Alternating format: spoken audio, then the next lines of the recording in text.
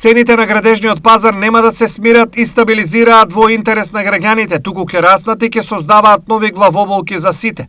Причина за ова е најновата директива на Европската комисија која предвидува задолжителни инсталирања панели на сите деловни и стамбени објекти. Цената на градбата под вакви услови сигурно ќе оди нагоре.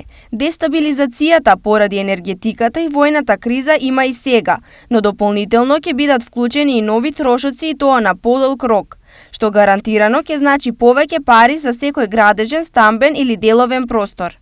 Велат инженери од градежниот сектор, според експертите, поставувањето на соларни панели на кровните конструкции е инвестиција на подолг период. За производство на 10 киловати електрична енергија потребна е инвестиција од околу 7 до 10.000 евра.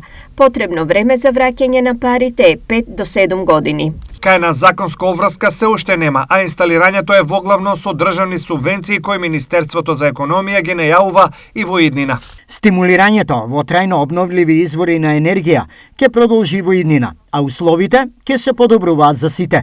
Најави министерот за економија Крешник Бектеши.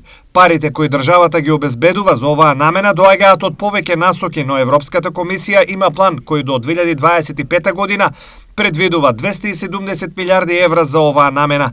До 2030 година земјите на Европската унија на овој начин треба да произведат 45% од потребната енергија. Во меѓувреме, преголемата зависност од енергија и незината неисплатлива цена принудуваат на инвестирање без одлагање. Во приватниот сектор се прават масовни планови за поставување на панели на спасот, а слично размислуваат и во јавните институции на државно и локално ниво.